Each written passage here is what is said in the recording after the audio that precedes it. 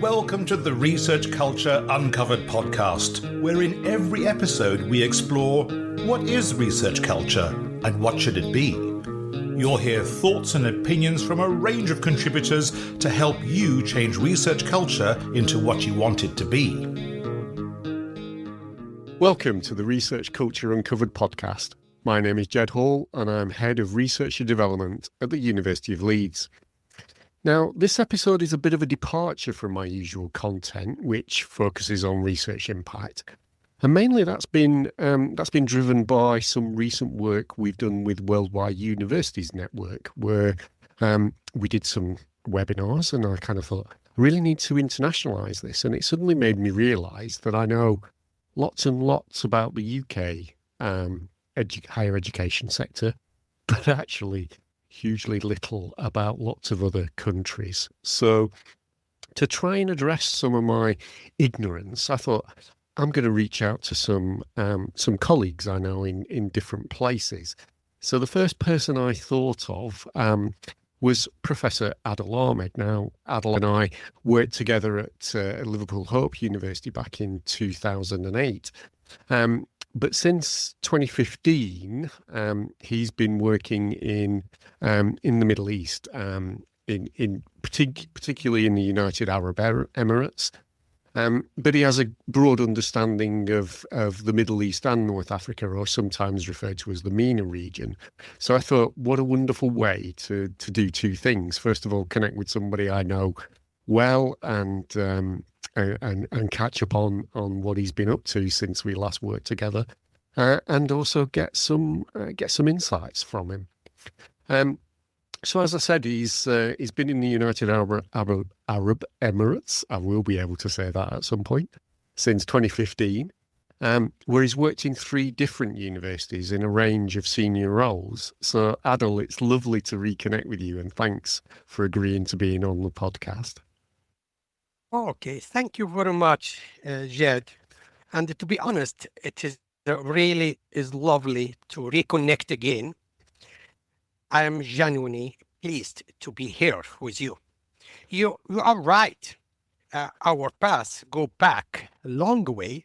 I spent around 20 years in UK, and these 20 years shaped a lot of how I think about research and what is the academia culture, and what has been fascinating for me over the past decade and experience higher education from a very different point here in the UAE and in the UAE, United Arab Emirates, and the wider MENA region. And I have been in a system that's still being actively designed, and particularly in how research culture is evolving, to be honest. I'm really looking forward for these conversations, Jed, not in terms of comparing one system as a better than another, but in exploring what different regions can learn from each other about building a healthy, more inclusive, and more impactful, very important. You go to see this word will be repeated again and again, because I have a passion of the impact of our research culture. So thank you for the invitation. It is a pleasure to be part of these discussions. Adel, you're absolutely welcome, and it's lovely to hear the impact word, even though we're not really focusing exclusively on that part of research culture for once. But interesting, I was looking at our stats. We've been downloaded. Actually, we've just tipped over into 113 countries.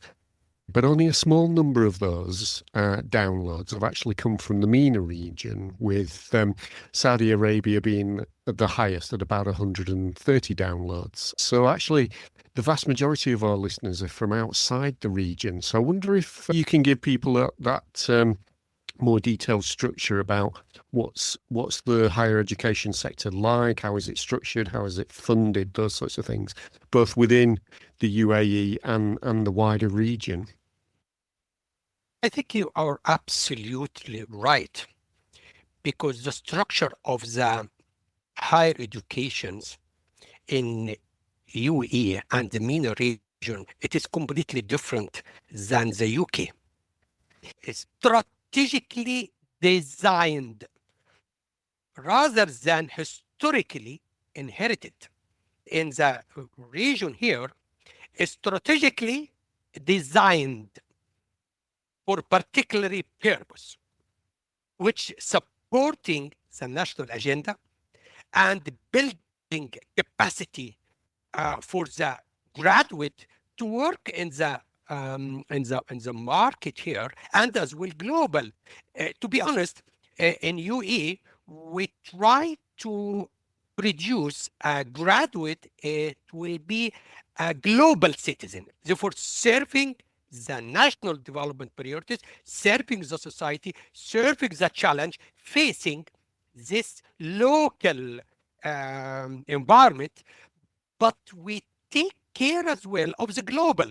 And this is why in UAE here and the region generally, we always take a global thinking, but local acting, which is very important because one size does not fit for all. Therefore, if you take the global north, it is completely, I cannot take the system in the higher education in global north and put it in the global south and say, we'll have the same result or the same goal. Therefore, the system here, as I said, it is around national development priorities, such as employability, very important, innovations, and sustainability, and economic diversification. We need to have a variety of the economic, because most of the country here, it was on the oil economy. Now, you need to have industrialization, you need to have the health care, you need to have a higher education, you need to have retailers, they have a lot of manufacturing as well. Therefore, we need to make sure the higher education has already fulfilled the need for the society, for the economic development. There are three main types of university here in the UAE. A small number of federal public university. It means it is already got the fund from the public. To give you the context as well, for example, UAE has 7 emirates, and every emirate, they have their own local government. Like, for example, like America, you have a USA, United States. It have like how many states they have, and every state they have a local. Here we have as well a federal public university, which run by the whole federal, the 7 emirate. But we have as well inside each emirate, like Dubai, like Abu Dhabi, like Ras Al Khaimah, Al Fujairah, and so on. There is a 7 emirate. They have their own universities as well. But we cannot call it federal because this is not funded by the federal government, but funded by the local government. And this sometimes we call it a semi-government university. Therefore, we have a government university, which is a small number. It is a federal public university. And this carry a strong national mandate for a capacity building and the research in priorities area as a whole country. But some of the Emirates, like Dubai, they have their own economy, like a tourist, for example. They need to build as well the universities which build the tourist place. Property, for example, another places like Al Fujairah, they have a manufacturing there, industry. Sharjah, they have like a culture and art activities. Therefore, you need as well the universities. It is provides their needs in their emirate as well.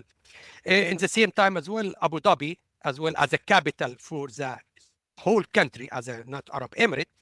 This is, as I said, this is the federal, and the semi-government.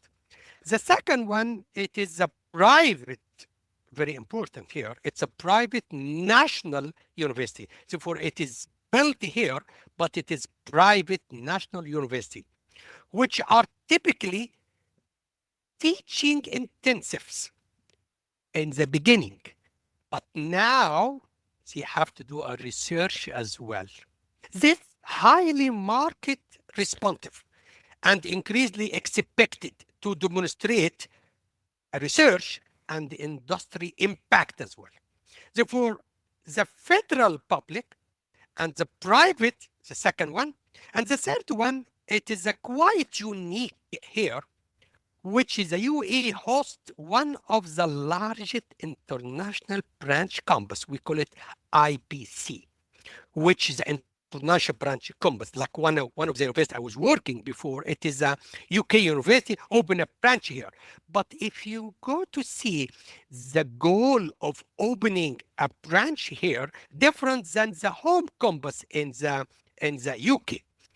But the ecosystem in the world with the UK, therefore you have a UK university here, you have Australian university, you have a European university, you have an Asian university, you have an Indian university, but operating all of this under local regulations, very important, and federal regulation, because the Minister of Higher Education, they becoming as a regulations for all the university, whether it is a federal, as a public, or semi-government, or even the private, and as well the international branch company. Therefore, they have to work under the umbrella of the local regulation. You mentioned that's a big, quite unusual with the UAE having that number of international universities with campuses in the country. How does that differ with the rest of the region? No, actually, it is picking up now. For example, in Egypt, for example, as they already open now. It's called something is called knowledge village, something like that, knowledge park, I think, in Egypt, and they accommodate all the international branch campus. But some of them, they are not a fully branch campus. It is like a franchises. Some of them like a franchises. It's just only because any branch campus in Egypt, they have to have a local investors going with them. And here you can notice here investors. Therefore, you can see now the quality will be something about financial incentives more than quality of education, to be honest. As well in Saudi, they starting now opening the international branch campus as well. But Saudi, most of the university is a federal public university. Because as well, if you don't notice as well, and don't forget, Saudi is around 35 million populations, and all national. Therefore, this 30 had the bigger space as well. In Kuwait, because it's so small as well, Qatar exactly the same. I believe Qatar, they have only 2 federal universities, and the rest it is a private or the international branch campus. In Oman, they start picking up now for the private university. Even they have only 1 university as a public federal university owned by the government. And if you go for the Bahrain, similar story as well. To be honest, even Morocco as well, as the MENA region as well, starting now picking up the French university as well, open a branch here in Morocco, or North Africa. So kind of some similarities, but different stages of the journey. Is that how we? I can't say different stages, but I think they're all heading to be a hub, as a global hub for the international branch campus, as an ecosystem. Sure. So moving on to think about how research is assessed. Obviously, that's a really strong driver assessment over any culture. So what's the assessment framework like in the UAE? I think it is I can call it, it is a holistic assessment, because here we are not just seeing a research. We have a research, we have a teaching, quality of teaching, we have a quality of the graduate as well, the employability rate, we have as well a community engagement, we have industry connections, we have an industry collaboration as well. All of this, it is a holistic rule. To be honest, therefore here in UAE, for example, we have something that's called the outcome-based evaluation framework. Outcome-based evaluation framework. Sometimes we call it OBEF, which overseen by the Ministry of Higher Education. Ministry of Higher Education means it's a federal Ministry of Higher Education for the whole universities here. So for every higher education institution in UAE would be assessed by the OBEF, outcome-based evaluation. And this outcome-based evaluation including everything, including the research activity, including the teaching, including the employability, including the quality, including the faculty-student ratio, including destination as well, how long the graduate will get a job or a career in the same job, how many they are starting up their own business. All of this like a KPI, not like REF, as I said, in UK, which it is like bureaucratic, or it is like, but in OBEF, to be honest, it is a continuous, it is system-wide. Every year we have a evaluation. And evaluation what? Evaluation everything. What is particularly interesting here from the research culture as your podcast, research culture perspective, is that the OBEF, which is an outcome-based evaluation, define research outcome very broadly. Yes, publication, it's one of them. Citation, it's one of them. But the important thing, it is the impact. And this is why I told you I go to repeat this word, the impact. The impact of the research in the society, and this call it the societal impact. This is important, and how this research will solve a real world problem. They are not doing a research for just the publication. Yes, publication, that's fine, but as long as this publication, it is connected to the real world problem, to the national agenda, to integrate with the collaboration with the industry, because you cannot do a research for just the sake of research and citation. No. What is the impact of that? What's societal impact? What is the commercialization as well? How many of this publication you can make it generate income from it? How many of this research it is funded by the university or funded by the industry as well? That is very important. Industry collaboration. And one very important here in UAE, to be honest, and not only in UAE, in all MENA region, about student participation in the research. I thought today I had this morning international conference, and I was presenting my paper, and this paper, it was joined with a master student. And the next month I have a conference here in Dubai as well. I joined by 2 undergraduate students. Very important to bring the research to the undergraduate and the postgraduate, because research, it is one of the capacity building. Doesn't matter you will be in the academia or not, because research, scientific research, methodology, collecting data, analyzing the data, anywhere, once you go to work, you go to do all of this. Plus as well, funding. How much fund you got for your research. And the funding here, we have 2 types of funding. We have internal funding for every university. They put like a bids, and every faculty going. Sometimes we call it faculty research grant. Therefore, you apply for a research grant and you got the money. Sometimes you call it exploratory, sometimes medium size, sometimes comprehensive. But one is very important. In a research project you apply, you have to bring a student with you. You have to bring a postgraduate with you. You have to bring a research affiliate. You have to bring as well somebody from another higher education with their international, prefer to be international higher education, and as well, how many of those people working with you from the industry?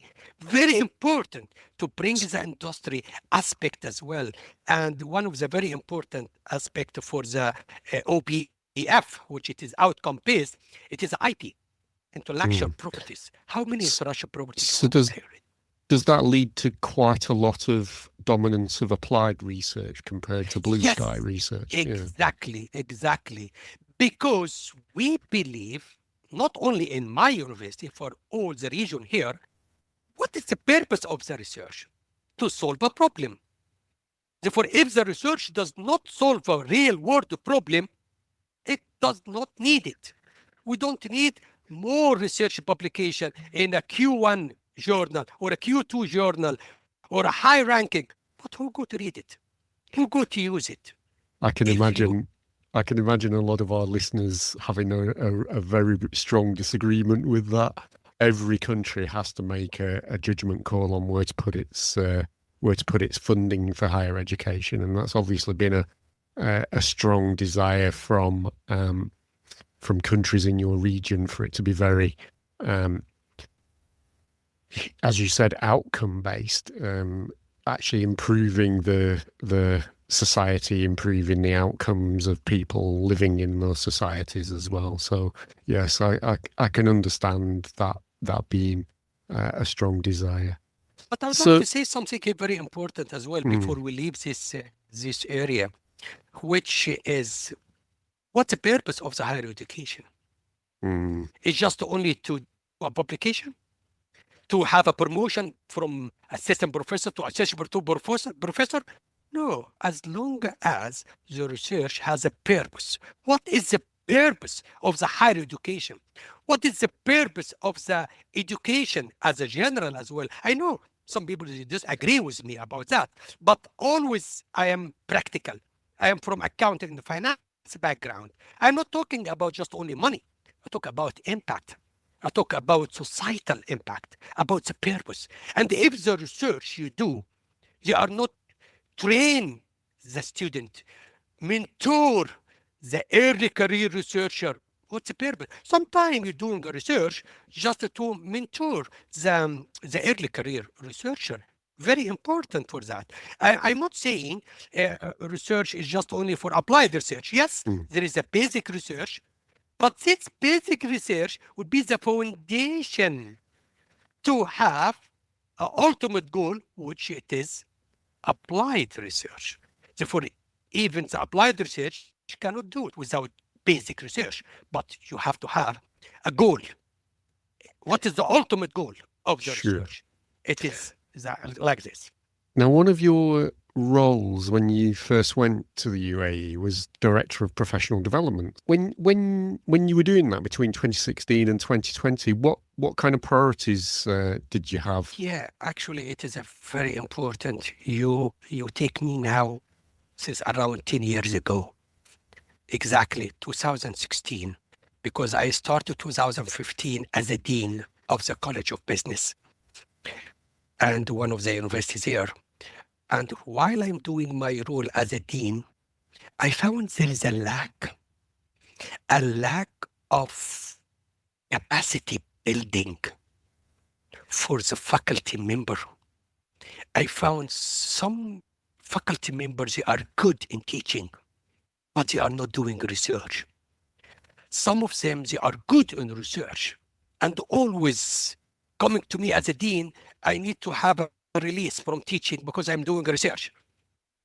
And I always believe any faculty member, they have to do teaching, they have to do research, they have to do community engagement.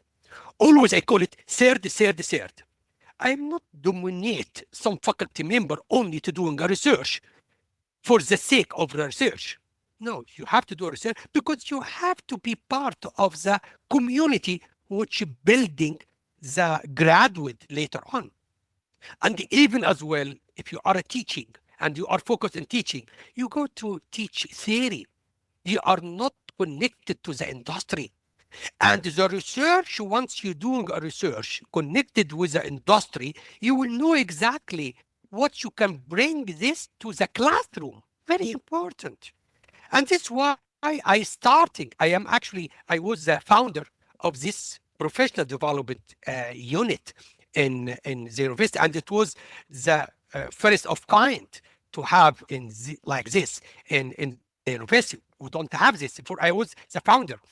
But when I moved there, I found actually my primary focus should be in a capacity building rather than compliance.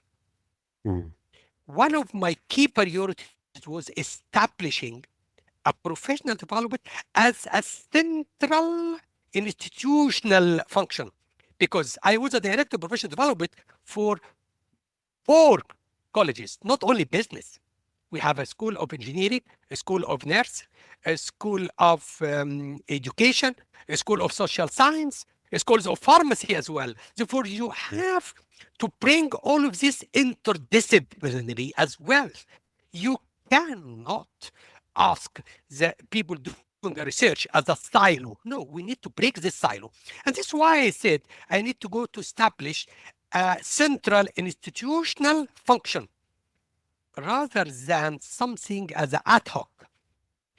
We built, when I say we, I'm not sure I am myself. No, we as a team come with a common goal and common ground. There is something here, we need to fix it. We need to make sure the faculty member, they are structured around learning and teaching, around research skills, and community engagement. Recognizing that many colleagues were coming from very diverse academic system. Therefore, why in the engineering faculty, they have a good practice on teaching something, why don't you borrow this teaching methodology to in the science, or teaching methodology in the accounting finance? Myself, accounting and finance, I can give some good practice as a community. And this is why I built up what's called the community of practice, COP. Sharing the good practice, whether you are from engineering or pharmacy or business or social science or education. Because at the end of the day, we all working together. We need to make sure we have this. From the research culture, if we talk about teaching, but in the same time as well, from the research culture perspective as well, the emphasis was on a confidence, very important, to build the confidence of the people like they don't done any research before. They've been 20 years teaching, but they are not doing a research because nobody asked them to do a research. Back to 2016, they don't have the outcome based, but the outcome based is just to come like maybe last year or 2 years ago. But it was a fragmented. People, they doing research in their own time. Therefore, building a confidence and building capability, very important. Capability and the community of practice. Helping colleagues to understand, first, local expectation, while value their international experience. Yes, I came from UK, therefore you value my international experience, which I can bring it with me. Somebody coming from Canada, they bring their own experience from Canada. Somebody coming from Egypt, therefore somebody coming from Algeria, somebody from Morocco. We were at the time around 20 nationalities in the same universities, and everyone coming from different things. And plus as well, part of the professional development I was building that to include mentoring early career researcher. somebody got a PhD and just only join us. Why not? We need those people as an early career researcher as well. And as well, supporting the grant writing. The proposal to get a grant for research grant, you have to give them the tools in order to win this grant writing as well, and creating, as I said before, community of practice. Aim wasn't not to replicate the UAE system, no, at all, but to translate the good practice to the local context. And this is why I always believe global thinking and the local acting. So you mentioned a number of different, at that time you had 20 different nationalities. So if I was a much younger man than I am now, and I was thinking, I can see the investment that the UAE is putting into higher education. I'm also motivated by that kind of impact angle. What would I, if I was to move from the UK to the UAE and take up a role at one of the 3 different types of universities in the country, what would I notice? What would I notice are the similarities, and what would I notice are the differences in the two environments? Yeah, actually, this is very important question here, because some people, you moving from UK or from Australia, they coming with their own research culture. Like in UK, most of the research, it's just only for the ranking. Most of the research, I'm not saying all the research, but most of the research, to be honest, are competing with each other, recruiting the good professors in order, and the good citation and the high index, all of this. But here it is good, yes, but in the same time as well, you have to utilize your experience abroad to make it localized here for the need as well. I think expectation around academia integrity will be the same. Peer review, it is the same. Publication quality, it is the same. International collaboration are very familiar here, especially in the international branch compass as well, and the globally connected institution.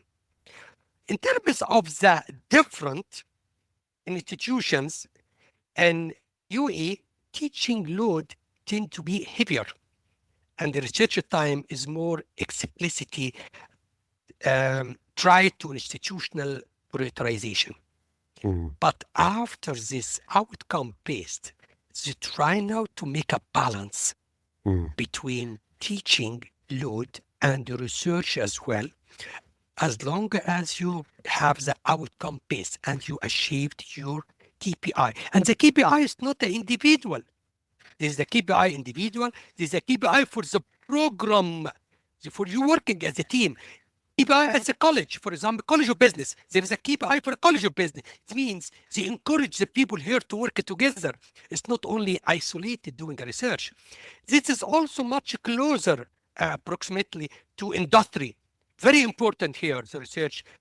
And as well, one of the key elements, it's how your research provide the recommendation for the policy and the government decision maker as well. Very important, which can be refreshing for researcher interest in, as you already mentioned, in applied research or impact-driven work. And this is why, again, I call it impact-driven research. In terms of the mobility, to be honest, university increasing support this international cooperation. Yes, they have a lot of visiting appointment here. They have a lot of joint project. I'm doing a lot of work with UK and Australia, and I have around 100 plus research publication, maybe 60% published with a joint researcher as a co-author in different countries. You can see one of my paper, they have somebody from Malaysia, somebody from Indonesia, somebody from Morocco, somebody from Nigeria, somebody from Egypt. Therefore, we have to work together. And this is very important here because all the university supporting the international collaboration and joint project as well, and the professional development pathway, like we have in the part of our annual leave. There is some annual leave for the professional development itself. Therefore, you need to use this annual leave as a professional development for doing a lot. Everyone, they have a couple of days, sometime like 5 days, sometime you have 8 days, sometime 10 days, only for a professional development. And this not exist there in UK, to be honest, because it is like now, when I was there, it is doing a professional development, very important. Because here, as I mentioned, in the UAE, you have a 200 nationalities. Therefore, you have to work with a cross culture, not only across culture, across discipline. And this is what's called the interdisciplinary and the applied context. Therefore, here, to be honest, it's a lot of work in the interdisciplinary and cross-disciplinary as well. I hope you got the research culture here. If the people would like to move here, they have to accept different culture. They have to work with other people. They have to work with industrial collaboration. They have to work with colleagues, not in isolation. We break the silo. We break the silo in order to work as a team. And this is why I said we, not I. We as a team. And kind of looking ahead, what does the future hold? What are the priorities for the higher education sector in the UAE and the MENA region generally? Generally, I'm not going to use just only the buzzword sustainability, but really, first, to have a sustainable research culture means you have the environment which is supporting the research, and this is why you need to have a sustainable research culture.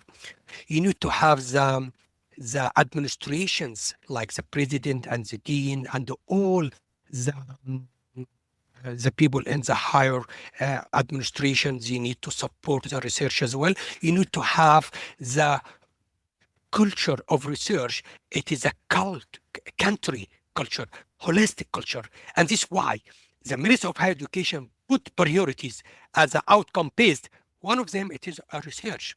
It's not just increasing the output, and this is very important. And this, if you notice here, this is called outcome-based, not output-based. Because output is just talking about number, how many paper you published. That is not the outcome, but what's the impact of this paper you published? If you publish only one paper, but they have an outcome, they helping the industry, they mentoring undergraduate students to do a good research. Therefore, it is very important to have a sustainable research culture, not just increasing the output, but the outcome. But ensuring as well, researchers have the support, as I mentioned, and the time, and the very important, the well-being needed to thrive. Not only survive, but to thrive as well. Second, so for first, sustainable research culture. Second is a deeper integration with the industry and society, particularly around sustainability, climate action, digital transformation, ethical investment, ethical finance. For example, we are here in UAE. There's a 38 universities come together, just only one goal. It's called the climate action. And 38 universities making a network together for the climate action. It's called the University Climate Network, UCN. Very important. This is bring as well how we can work together. Therefore, it is not only abstract research theme in the region, but they are urgent policy priorities as well. Therefore, first, sustainable research. Second, deep integration with industry and society. Third, talent development and retention.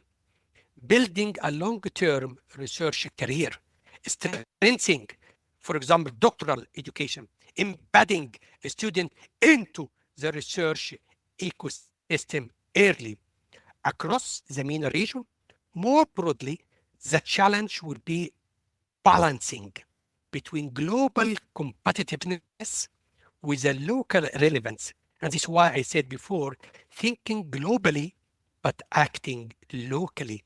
And this is why, if you notice as well, for example, the international ranking institution like QS and Time Higher Education, THE, they're doing now a ranking for the Arab University, for the MENA University, for the Asia University, for the Global South, because they recognized you cannot judge the academia in terms of research in the Global South with the same criteria and the same KPI in the Global North, because this is like, as I said before, it is inherited. Like you cannot compare, for example, University of Cairo, University of Alexandria with Oxford. And this is why you cannot put it in the global ranking. And this is why the QS, they doing now a global ranking, and as well they have a regional ranking as well. Why? Because they need to recognize there is a local relevance, but in the same time, they have a global competitiveness as well with that. I hope this will give you the indication about the pillars of successful research, which start with sustainable research culture, deep integration with industry and society, talent development with the student, and challenging, which it is balancing between the global and the local need as well. Brilliant, Adel. Now, I know it's getting into your evening time, so many thanks for your time today, and it's been really lovely to catch up with you again in this discussion and in the meetings we've had to prepare for it. It certainly helped me to understand the research culture in the region, and I hope it's really helped our listeners. Now, would you like to say goodbye to them and offer them any final thoughts?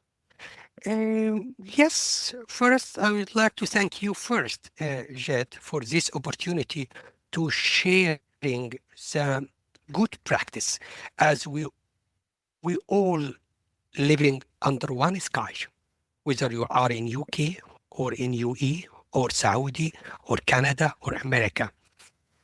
We all living together, and we need all to work together to solve the problem facing us, facing all of us. And I would like to thank the listener as well. And I hope these conversations has helped demystify the higher education and the research culture in the UAE and in the wider MENA region. And to be honest, my final thought would be that research culture is not something you import. You cannot import it, but it's something you have to design intentionally.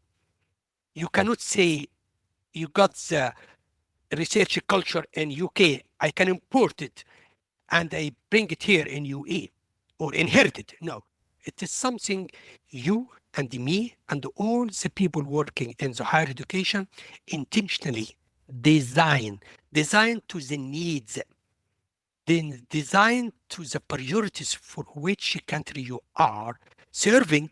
And plus as well, as a global citizen, you have to think globally. And this is very important. That's a lot the different region can learn from one another. No one say, I have a priorities or I have a superiority than other. No, we all together. And these conversations are becoming more important than ever. So I'd like to thank you for creating the space for this dialogue. And it has been a real pleasure to reconnect again and try to be part of the team, as a global team, to support each other. Thank you very much, Jed. Thanks for listening to the Research Culture Uncovered podcast. Please subscribe so you never miss out on our brand new episodes. And if you're enjoying the discussions, give us some love by dropping a 5-star rating and written review, as it helps other research culturists find us. And please share with a friend and show them how to subscribe. Thanks for listening, and here's to you and your research culture.